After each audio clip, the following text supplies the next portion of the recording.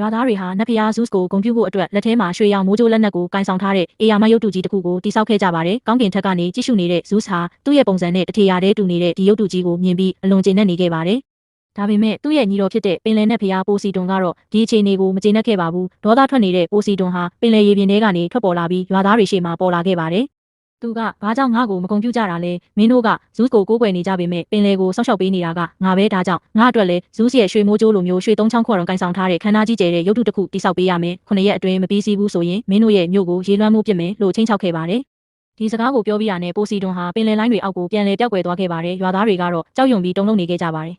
ရွေးချယ်စရာမရှိတော့တဲ့အတွက်ဗတ်မှုဆရာကရက်စ်မန်ဟာနေမနာညမနာအလုပ်လုပ်ပြီးပိုစီတွန်ရဲ့ရုပ်တုအစ်စ်ကိုတိစောက်ခဲ့ပါတယ်တစ်ဖက်မှာလည်းတင်မောသားဖွဲ့တစ်ဖွဲ့ဟာရွှေသုံးချောင်းခွက်ရုံကိုရှာဖွေဖို့ပင်လယ်ခီးထွက်ခဲ့ကြပါတယ်ဒီခီးစဉ်ဟာအလွန်အန္တရာယ်များခဲ့ပါတယ်သူတို့ရဲ့တင်မောကိုအေယာမရေပွဲကြီးတစ်ကောင်ကဖျက်ဆီးလူနီးပါတိုက်ခိုက်ခဲ့ပါတယ်ပင်လယ်မိစ္ဆာတွေကလည်းအဆက်မပြတ်လိုက်လံနှောက်ယှက်နေခဲ့ပါတယ်ထို့အပြင်ပြင်းထန်တဲ့မုန်တိုင်းတွေကလည်းတင်မောကိုထက်ခါရိုက်ခတ်နေခဲ့ပါတယ်ဒါပေမဲ့သူတို့ဟာလက်မလျှော့ခဲ့ကြပါဘူးရက်ပေါင်းများစွာကြာပြီးနောက်မှောင်မိုက်တဲ့လှိုင်ကူနယ်ကြီးတစ်ခုရဲ့အတွင်းပိုင်းမှာတောက်ပနေတဲ့ရွှေသုံးချောင်းခွက်ရံကိုနောက်ဆုံးရှာတွေ့ခဲ့ကြပါတယ်။အဲဒီနောက်သူတို့ဟာအချိန်မဖြုံးပဲရွာကိုအမြန်ဆုံးပြန်လာခဲ့ကြပါတယ်။တစ်ဖက်မှာတော့ပိုစီတွန်ဟာပင်လယ်ရေပြင်ထက်မှာစောင့်ဆိုင်နေခဲ့ပါတယ်။သူ့ရဲ့တီးခံနိုင်စွမ်းကလည်းကုံဆုံးလူနီးပါးဖြစ်နေခဲ့ပြီးအချိန်ကလည်းနီးကပ်လာတာကြောင့်မြို့တစ်ခုလုံးကိုရေလွှမ်းမှုဖို့ပြင်ဆင်နေခဲ့ပါတယ်။ဒါပေမဲ့ကံကောင်းခြင်းကရွာသားတွေရဲ့ဘက်မှာရှိနေခဲ့ပါတယ်။ရုတ်တရက်အားကောင်းတဲ့လေပြင်းတစ်ခုတိုက်ခတ်လာပြီးသင်္ဘောတွေကိုကမ်းခြေစီတိုက်ရိုက်တွန်းပို့ပေးလိုက်ပါတယ်။